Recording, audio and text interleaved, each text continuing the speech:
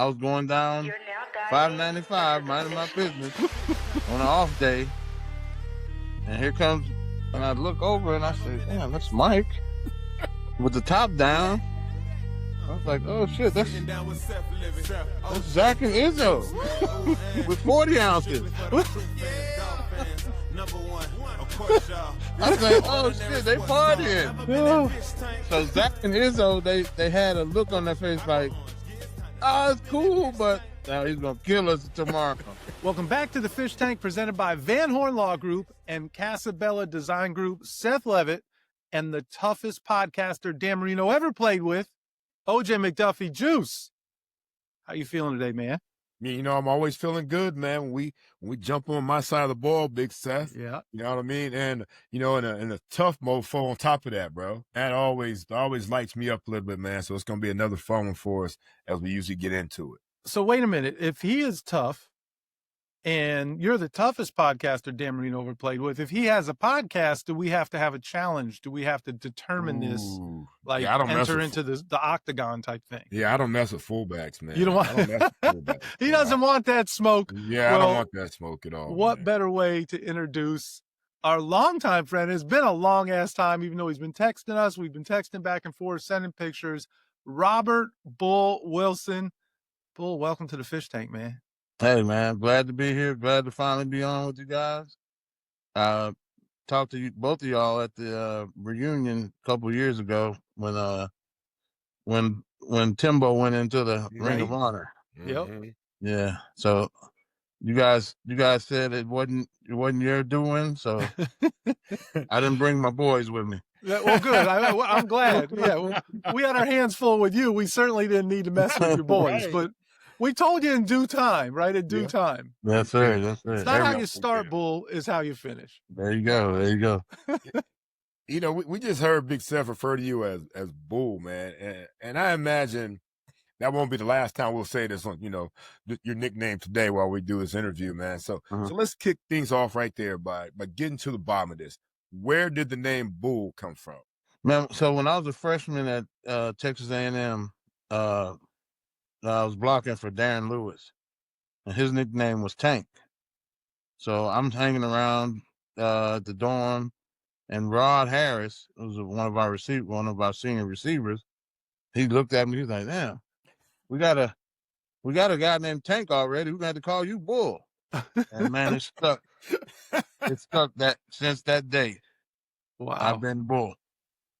I wonder if he takes pride in giving a nickname that's hung around, Juice. Right. That's important in life, man. Yeah. You know what I mean? Big Seth, come on now. Where you get Big Seth from, Big Seth? Clearly it was you, because ain't nobody else called me that ever in life.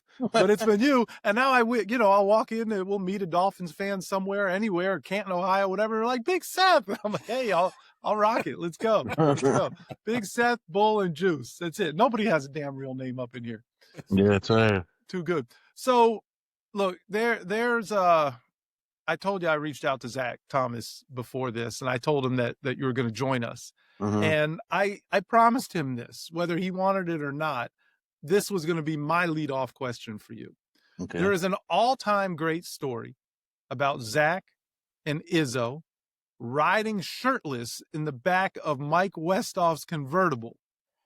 And the legend has it that you were the one that spotted him on the road and came into camp at Davie and said, look, I'm spilling the beans on all these dudes. So I want to know if it was you who we have to thank for this story that has lived in Fish Tank infamy for all these years. Oh, my God, man. You know, because you know, like, you know, in the locker room, we all talk about, you know, kissing ass and going upstairs and all that shit. So I was going down 595, minding my business on an off day. And here comes, and I look over and I say, damn, that's Mike with the top down. I was like, oh shit, that's Zach and Izzo with 40 ounces. I was like, oh shit, they partying. So Zach and Izzo, they had a look on their face like, oh, it's cool, but Now he's gonna kill us tomorrow. Oh, so they saw that you saw them. They knew it right away. But did they have their shirts off? Did they really have their damn shirts off? Oh yeah. Oh my God. Yes.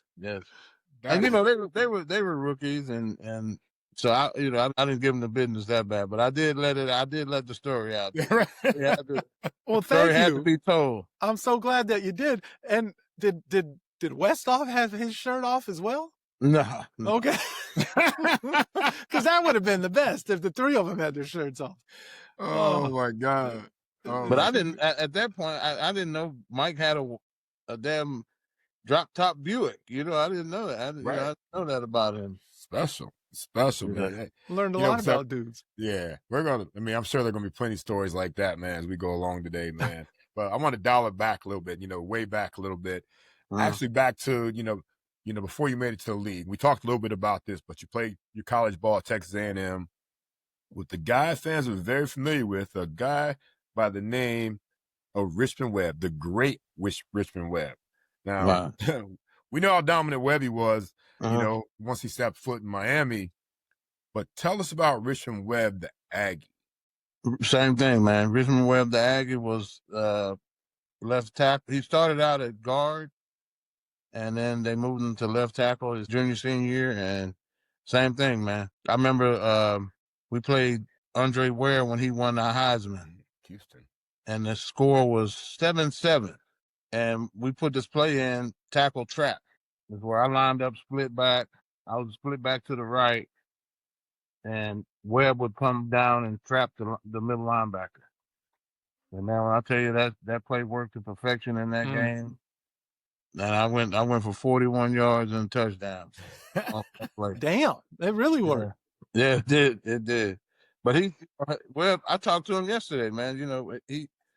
This is the story that nobody knows about Webb. When I first, I have to move forward. Sorry, dude. Okay. But when I signed with the Dolphins, I lived with Webb. I was at the fucking Rolling Hills. He's like, oh man, come on, bro. Nice. He's like, man, come on, man. You can stay at my house, and so I was very grateful for him for that. And so that's the type of guy he is. You know what I mean? And so fucking funny. Every time I see Higgy sold me out, man. Sold you out how? Hey, man, Higgy. So I signed with the Dolphins. And so I come for the first day of practice. And I had been in Houston smoking and drinking for 2 weeks. After I got cut from the Cowboys, right?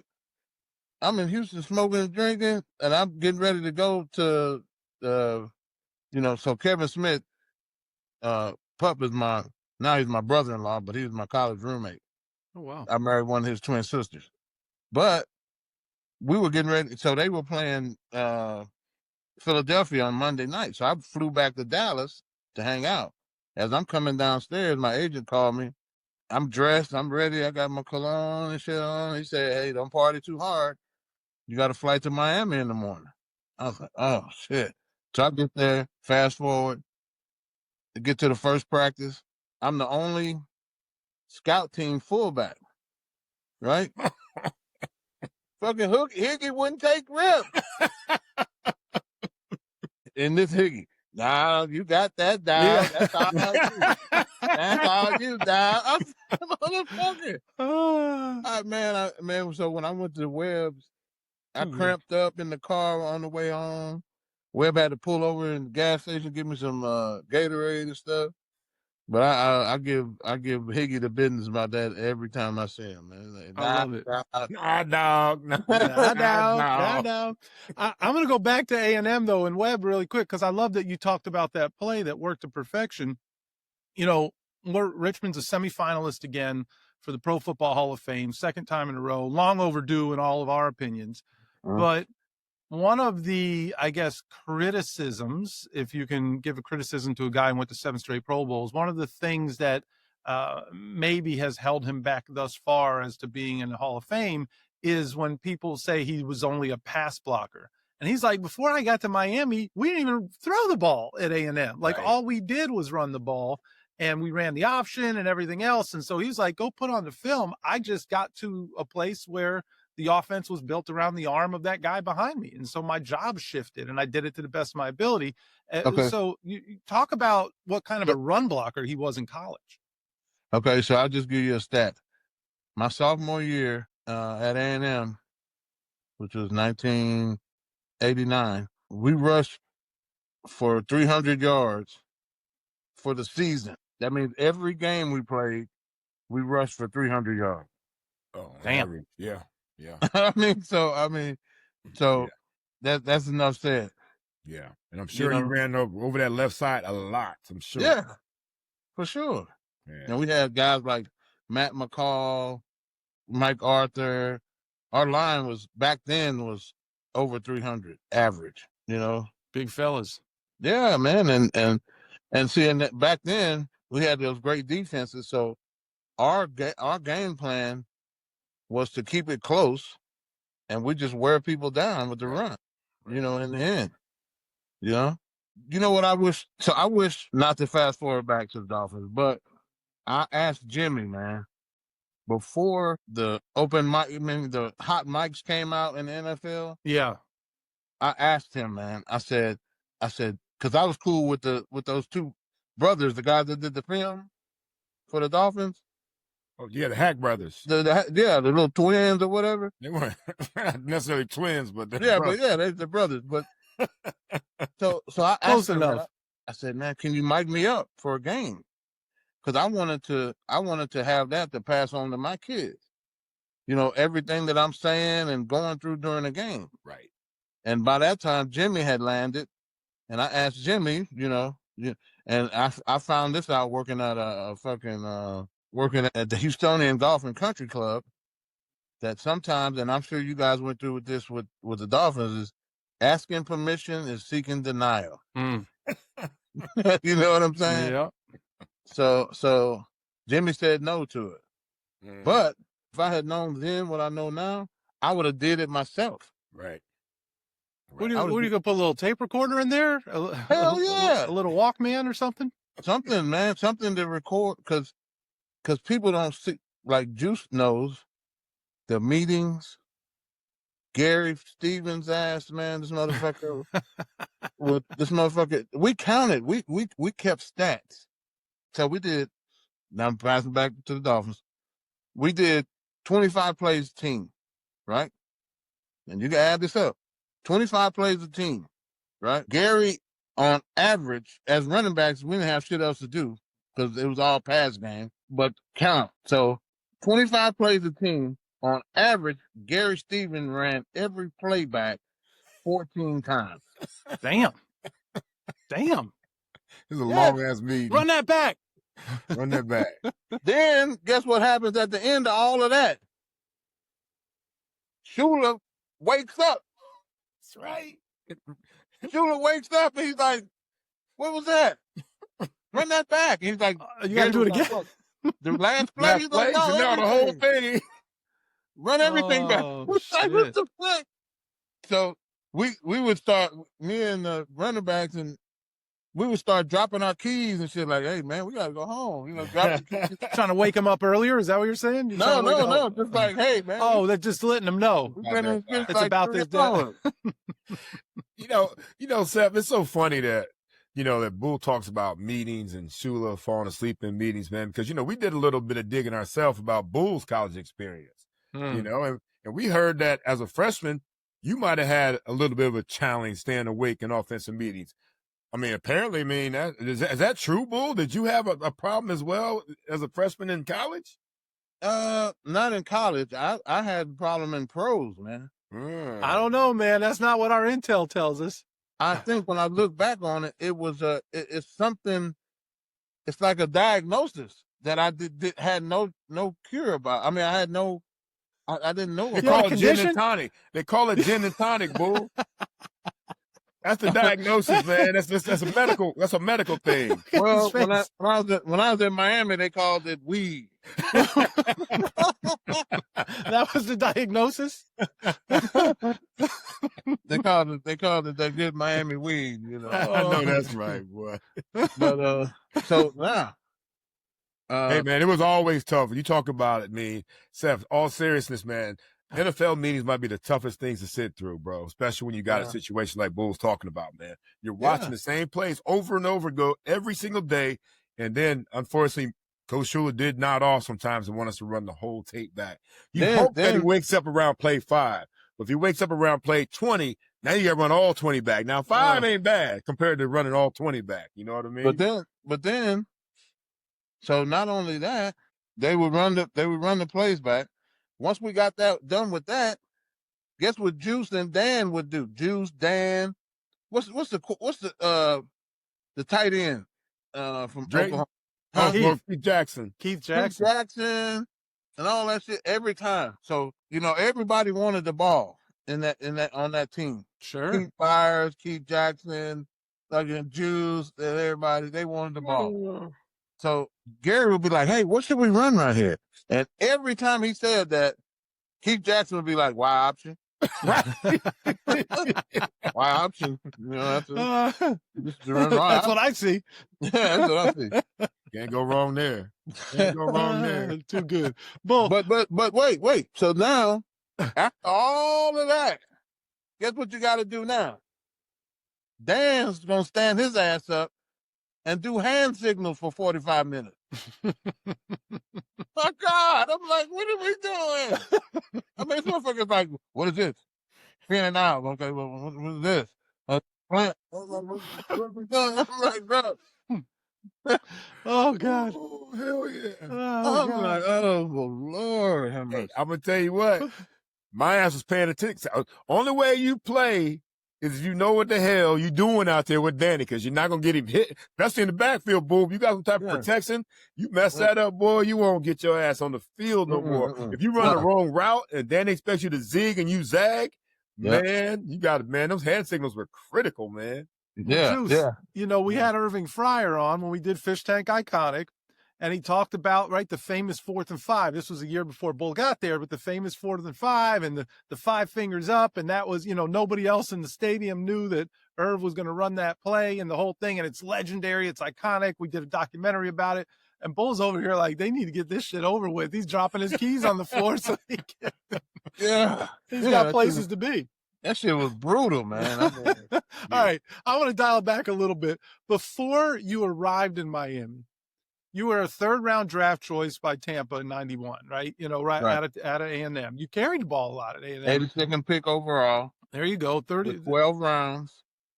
There you go, right? And so 3rd-round pick. I mean, that's a high draft choice. Yeah, there's a draft choice where there's expectations placed upon you, and then you get significant playing time as a rookie with the Bucks. I started 15 games as a rookie, but we had a coach that nobody still knows. Well, I found one person that knows this guy. Yeah. His name was Richard Williamson. Okay. Well, doesn't quite have the credentials of some of the other coaches that you played for in your career. But that's where this comes in. Because it's like Juice knows this. If you get drafted by a coach that always have a job, you'll always have a job. Juice can tell you, when Jimmy came to Miami, the fucking Dolphins turned into the University of Miami. Yeah, it did. It did. You know what I'm saying? And he was trying to get rid of my ass. So, yeah, you're absolutely right. Absolutely at least 20 guys on that fucking team. You'd have the U. From or Dallas, right? One of those two places. Then he drafted Dallas that receiver. Yeah, you're right. Yep. Then he drafted that receiver, number 1. Util Green. Util Green. He got hurt or whatever and whatnot, but, that's cool. Yeah. But now, if y'all want to fast forward, so no, we got to. Well, so here's the question: is you have this productive year? You're a 3rd-round choice. You have a productive year in '91, and the next time you're on an NFL roster is 1994, and you're in Dallas and Barry Switzer. I know you went to camp with Green Bay the year before. Had a cup of coffee with Green Bay. What happened between '91, a productive season as a 3rd-round pick? Because usually, if you draft guys who get drafted in the top 3 rounds. Yeah. And especially if they play, they're going to get another year or two just out of the fact that they've gotten, the team is invested in them. Yeah. So what happens between 91 and 94 before you get to Dallas? Well, read the book. No. Well, you can, but the coach that came in was was the Was it coach Sam from- Weish? Sam Weish came Okay. in, and Juice knows the politics of that. When they come in, they're bringing all their people with them. They are. Yeah. Yeah. So he brought all the people that he won the fucking Super Bowl with in '88. You know what I'm saying? Well, yeah, I don't even think he won, right? They just went to the Super Bowl. No, I think they won. No, they won because Cincinnati. When he's at Cincinnati. Yeah, Cincinnati won. No, they didn't win one. Cincinnati. No, they never lost won to one. San Francisco. They went. Yeah, they went. Cincinnati never won Yeah. one. Well, he Joe brought Montana that got running his ass. back. But you know what? I liked his coaching style. So the two coaches that cut me, Jimmy and this guy, I loved their coaching style. You know what I mean? You couldn't knock that. Right. You know, but it just wasn't a good fit. Hmm. But that's when Richard Williamson's, so my rookie year. So this is where the book came in. I was blocking for Reggie Cobb. Right? Okay. Blocking for Reggie Cobb. Me and Reggie Cobb, best friends, bro. Lived together in the off season, trained together, everything. R.I.P. by the way. But so fast forward, last game of the season, my rookie year, we fly into Chicago, December. I'll never forget this date, December 22nd. Cobb has 971 yards in his contract, because it was, back then contracts were incentive laden. You get this many yards, you get this much playing time, that kind of shit. So Cobb had 971 yards. His contract stipulated that if he gets 1,000 yards, he's a free agent. He gets to leave shitty ass Tampa. So we go in the game. Fast forward. First play of the game, delayed draw to Cobb, 9 yards. By the way, it's cold. This is cold as I ever been in my life. In that game, I went outside the pregame and ran 5 100-yard sprints and felt nothing. I went back in the fucking locker room. Like, fuck this shit. It's too cold out here.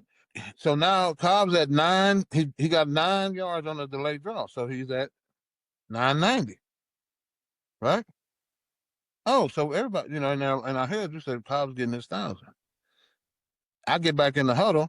Gary Anderson is in the huddle. I said, gee, where's Cobb? He said, I don't know. I say, is he hurt? I don't think so. Ready, break. They never put him back in the game, bro. Wow. Oh, dirty. Super fucking filthy, bro. So now it's twofold. Now Cobb doesn't get his 1,000 yards.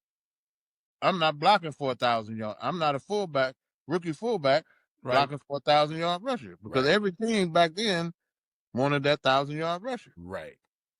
And so, we got into it with the new coach, and he called and cursed us up. I'm trying to build something. You got my 2 fucking starting backfields, fucking Houston holding out. He's like, fuck you, man.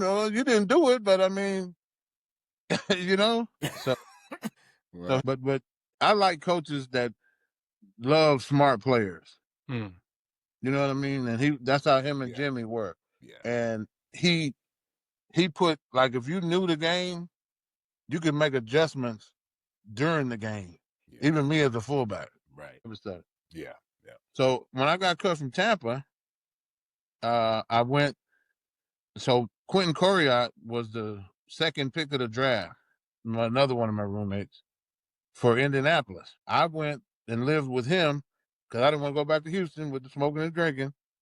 I went and lived with him, and I was working out, the old Gold's Gym workout or whatever. Right. I worked out for Indy. They loved me. I worked out for Indianapolis. They loved me. So that off season, this is crazy. So, me, Quentin, Coriat, Kevin Smith for the Cowboys, we're all best friends from college. Got it. Roster's stacked. Yeah. So I'm in Dallas hanging out with Kevin, and it's the off season, and it's Friday. This Monday, the coming Monday, I'm supposed to sign with Indianapolis. I got a contract on the table. Kevin Smith comes home. He worked his magic with the Cowboys. He comes home and tells me, hey, man, they got a locker with your name in it. I was like, what? At the Cowboys? He said, yeah. I said, bullshit, let's go see it. He took me over there, man. I had a fucking locker, bro. They signed me without even telling me. Oh, You know what I'm saying? wow.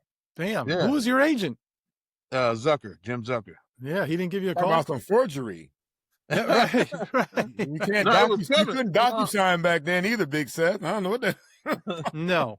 It was all Nope. Kevin's doing. You know, he's like, hey, man, I know this guy can play. He's my roommate, blah, blah. Y'all give him a shot. I know that's right. So, yeah, so I thought about it. So the politics were kicking in my mind. So I was like, well, if I get screwed again, I'm gonna be in Texas. So I signed with the Cowboys. Yeah. Yeah. In 94. Makes sense. Made the team, and then during that season, Shante Carver, the first round pick, flipped his truck on the highway, and Eric Williams ran his car into the toll road same night. So now, for the backup fullback, now all of a sudden, in one weekend, I'm caught up in the numbers game because they got to bring in 2 tackles for Eric and 2 ends for Shante Carver. So I get cut. You know what I mean? Yeah. And that's when the 2 weeks was smoking and drinking came, and I went home and came back, and then that's in '94. That's when I ended up in Miami. What if going bankrupt was the best thing that happened to you? Whether it's your wages being garnished, car repossessed, house foreclosed, or you're suffocating with debt, a good bankruptcy attorney can give you peace of mind that you need and deserve. My name is Chad Van Horn from Van Horn Law Group, and I've personally seen people thrive after filing for bankruptcy. The shame of bankruptcy is just a ploy to keep you in debt forever.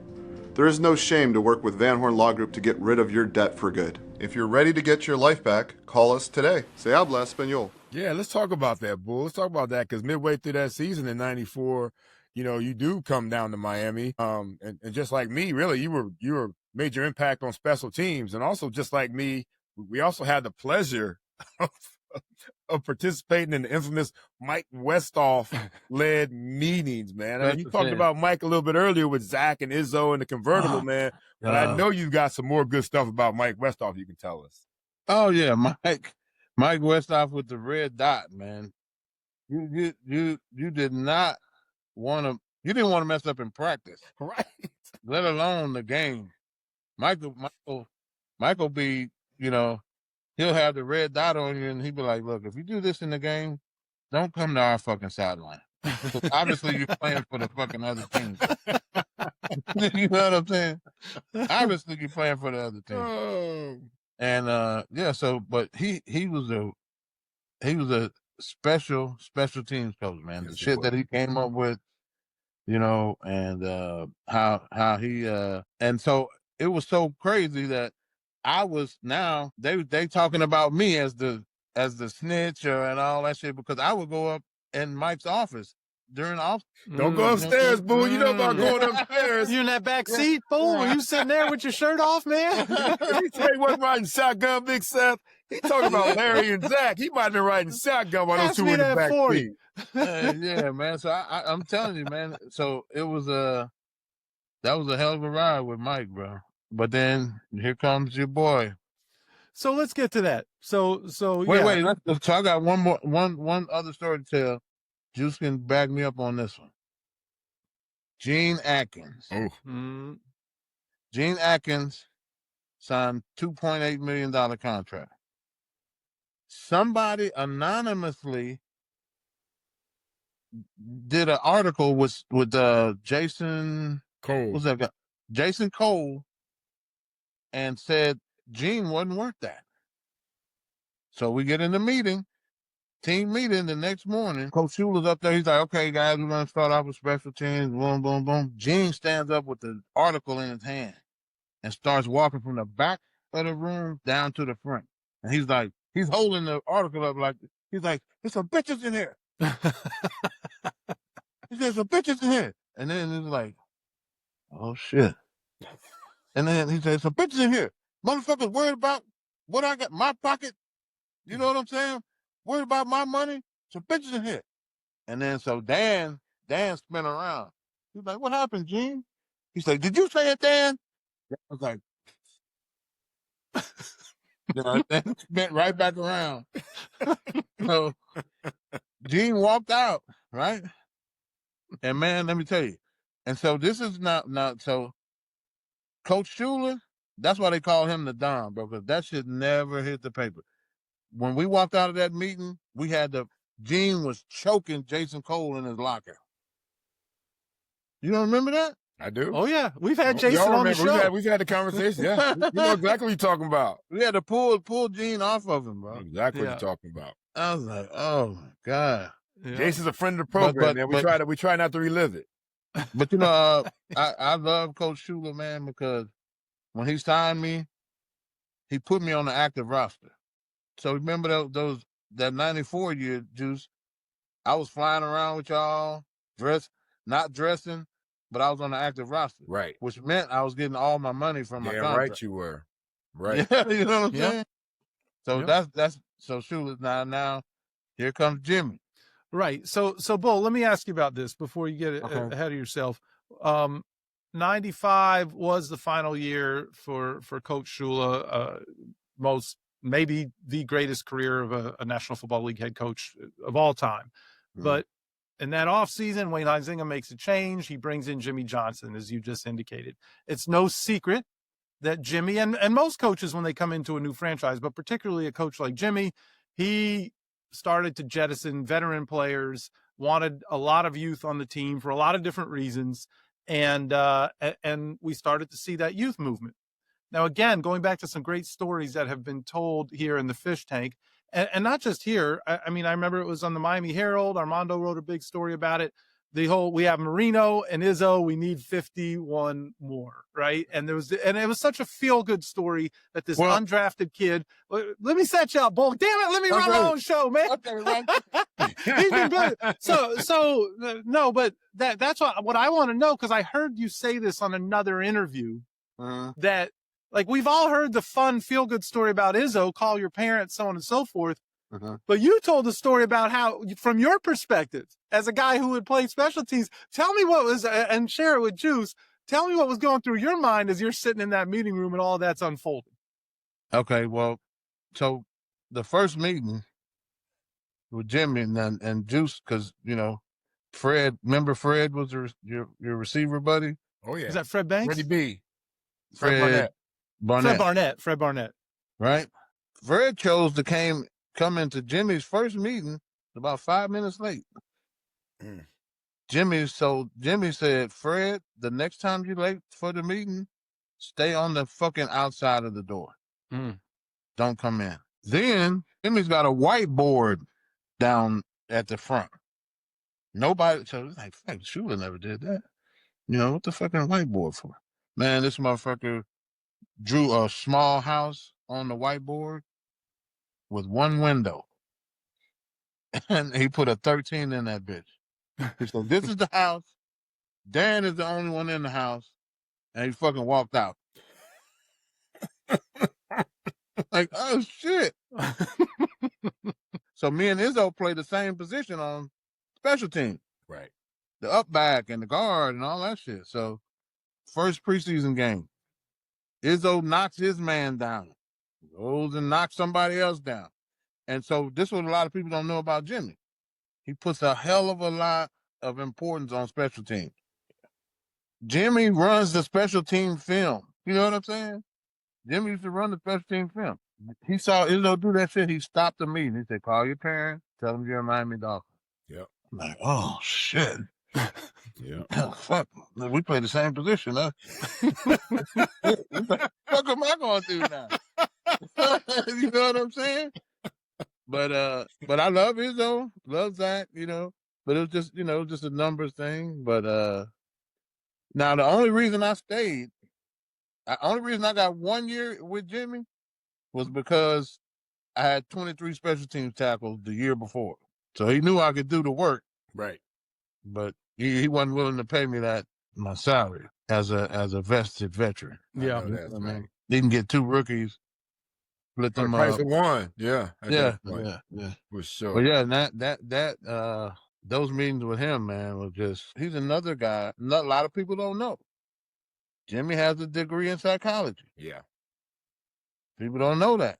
So he's gonna fuck with your head. He's gonna get inside your head. You know what I mean? Well, But I love that about him, you know, because he, if you knew what to do, like Drew said, you're gonna play. Yeah, and Bull, people don't understand too that everybody is in the special teams meetings, offense, defense, kickers, punters, Trainers, training staff, equipment managers. Everybody's in that. So when they're going off on you, when you get that red dot, when that red dot hits, like 150 people see that red dot on your head, boy. Yeah, and they start that day. They start the day with that shit, and you know, him getting on your ass on that, and you know that's how you start your day.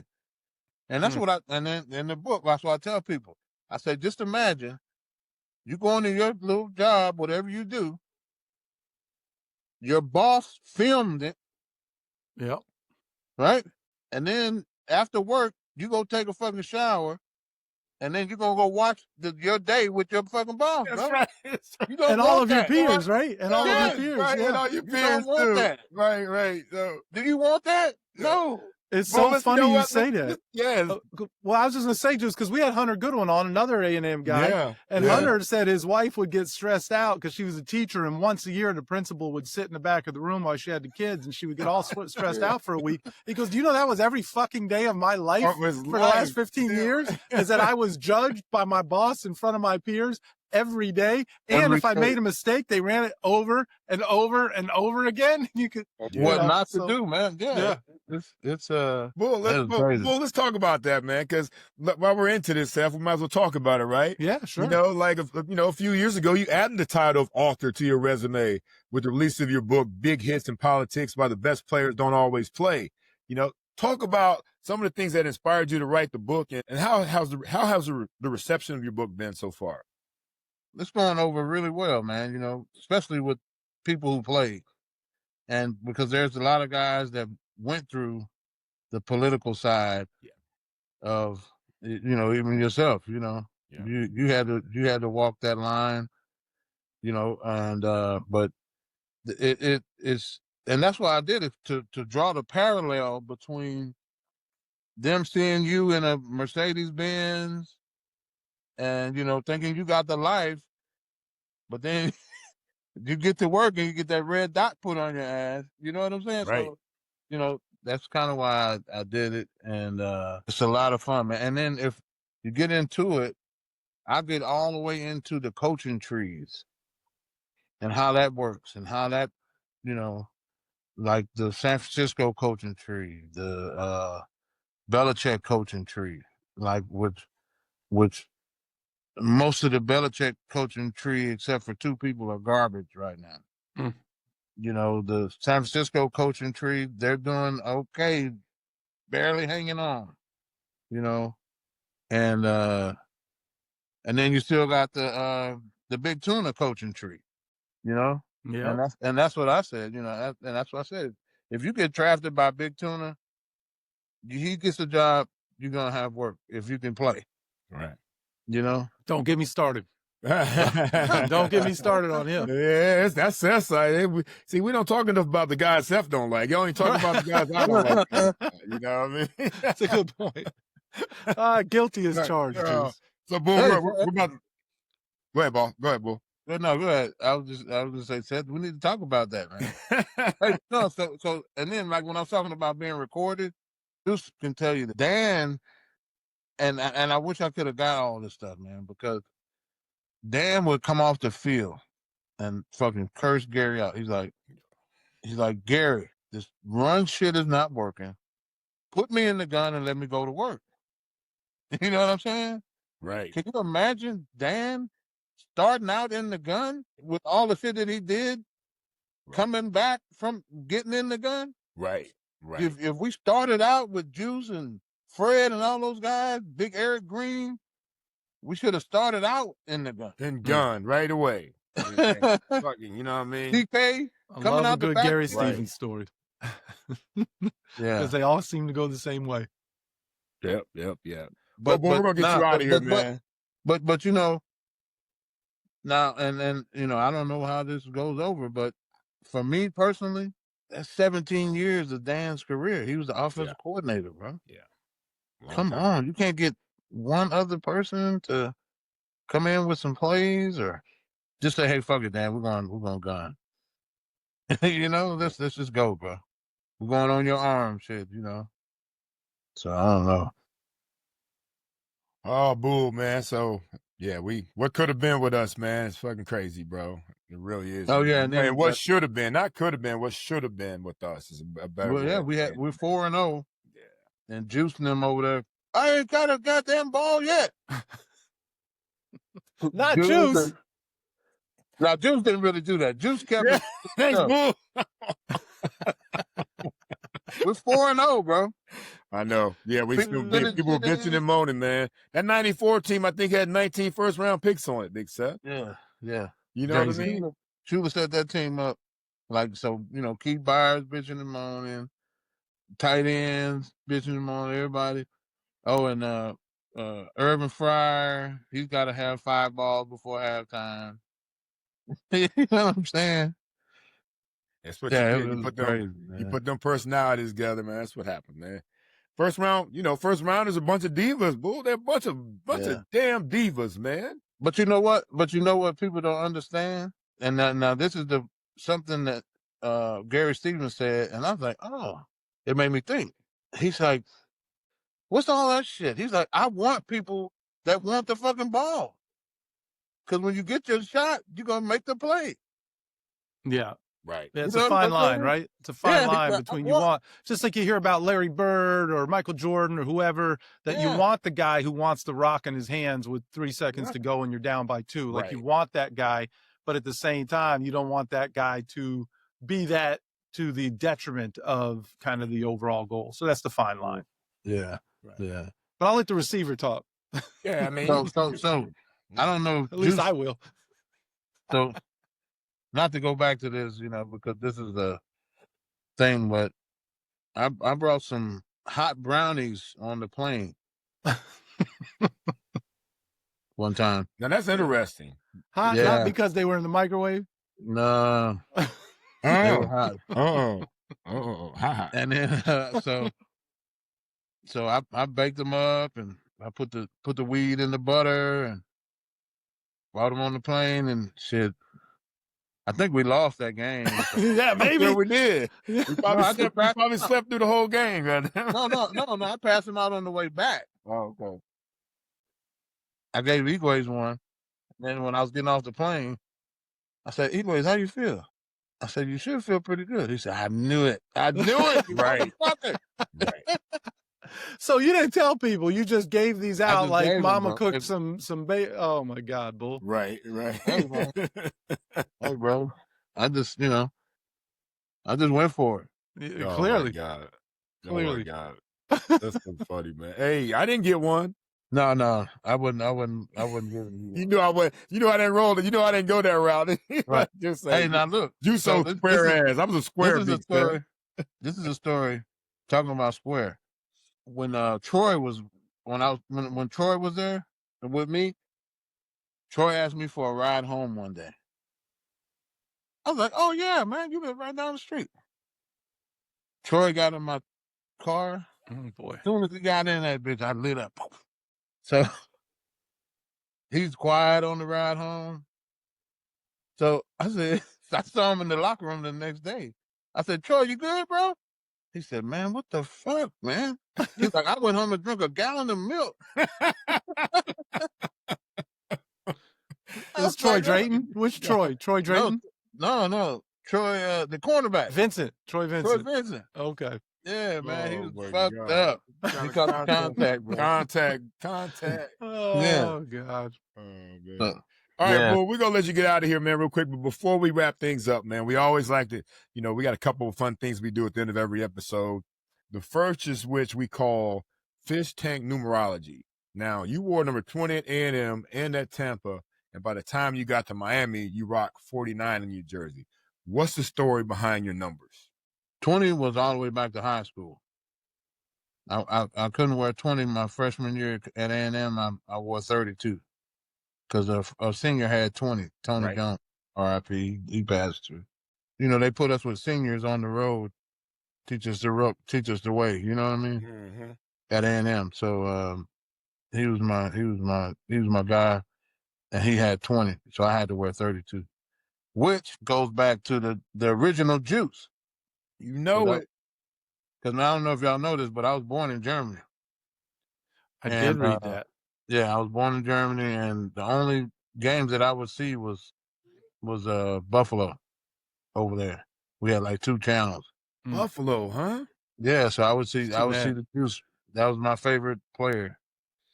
So I got. If you think of that time period, that was America sticking their middle finger up to Germany by sending them Bills games. That's what that was. Right. Right. Fucking Bills. Yeah. So I had 32 and 20 in high school, 32 my freshman year. Then I got 20 back, and then when I went to Dallas, I had 42.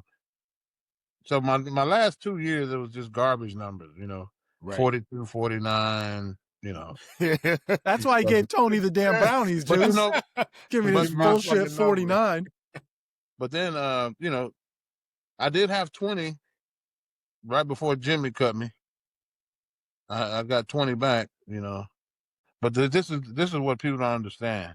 If you don't retire in the city where you played, it's hard to get shit going, bro. Yeah. It's hard. Yeah. You know what I mean?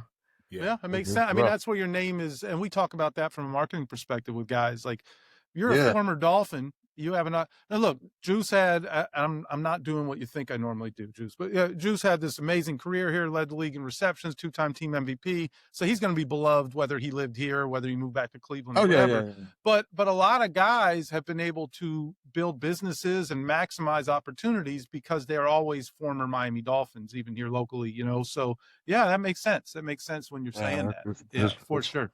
All right, one last segment here, Bull, and then we will let you get back into writing your second book or whatever you got planned for the rest of the day. This final segment is called the Fish Tank 2-minute drill. Now, I know as a bruising fullback, I don't know how many 2-minute drills you were in the NFL, but I believe you can get it figured out as an old school vet. We're putting 2 minutes up on the clock. We've got a few fast-paced questions. We're going to throw them at you, and we'll see if you can take this thing across the end zone. Sound good? Got it. All right. All right, Juice, boy, you ready? You're up. All right. You played with 3 Hall of Fame quarterbacks, Brett Favre, Troy Aikman, and, of course, Dan Marino here in Miami. Rate them 1 to 3, 1 being the best. Dan, Aikman, Favre. Okay. Why?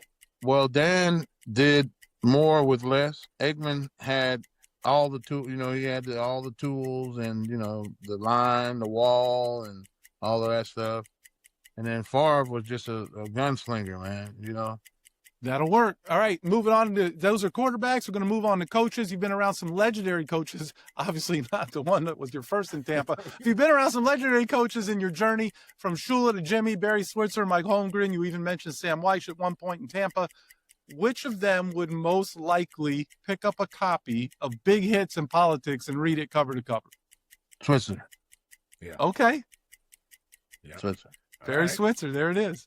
All right. Switzer told us on rookie night, real quick. On rookie night, Switzer told us this is the kind of guy he was.